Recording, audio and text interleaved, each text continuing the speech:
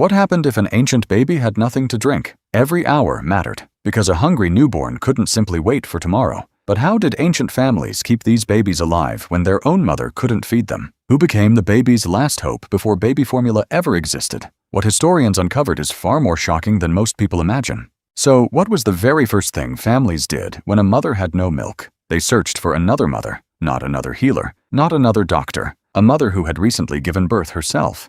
Her milk could mean the difference between life and death. These women became known as wet nurses. Their only job was to feed babies who weren't their own. But would any parent really trust a complete stranger with their newborn? Surprisingly, yes. In ancient Egypt, wealthy families often hired wet nurses to care for royal children and the babies of noble families. Some were treated with remarkable respect. Others lived inside the household for months, sometimes even years. But feeding another woman's baby was only part of their job. Then something even stranger was happening. Families weren't just searching for milk, they were searching for the right woman. Why? Because many believed a wet nurse could pass more than nourishment, her strength, her health, even her character into the baby. Could another woman's milk really shape a child's future? Ancient families believed it could. So how did they choose the right woman?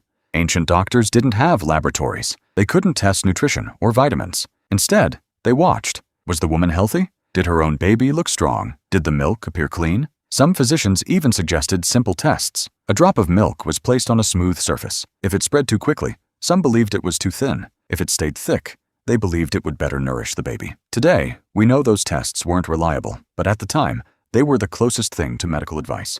Still, there was one terrifying problem. Not every family could find a wet nurse. For the poor, there often wasn't another mother waiting to help. So what happened when nobody came? Parents were forced to make a desperate decision, one that placed countless newborns in even greater danger. What desperate decision did they make? Some families turned to animals, goat's milk, sheep's milk, even donkey's milk. But others tried methods that sound shocking today. Bread soaked in milk, soft porridge, cloth dipped into warm milk so babies could suck, drop by drop. Did those methods actually keep babies alive? Sometimes. But sometimes, they became the very reason babies died. Why? Because ancient families had no science to guide them. No way to measure what a newborn actually needed. Only experience passed from one generation to the next. So how did they feed babies without bottles? Archaeologists found the answer. Tiny clay feeding vessels, more than 3,000 years old. Some had narrow spouts made especially for newborns. But what researchers discovered inside them was astonishing. Tiny traces of animal milk. Proof that desperate families had already invented their own baby bottles thousands of years before modern ones existed. Did those feeding vessels solve the problem? Not completely, because they hid another deadly danger. What made them so dangerous? It wasn't the clay, it was the milk. In hot weather, it spoiled quickly. Parents couldn't see the danger growing inside. They only watched healthy newborns become desperately sick.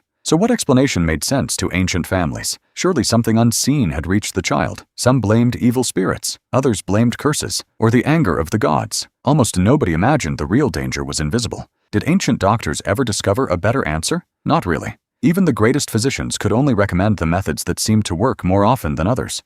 But one solution continued to save countless babies. Another mother, a wet nurse. For many newborns, she wasn't simply feeding a child. She became their only chance to survive. Perhaps that's the most remarkable part of this forgotten story. Long before baby formula, long before modern medicine, long before anyone understood nutrition or bacteria, countless babies survived because another mother refused to let them die. And this was only one of history's forgotten struggles.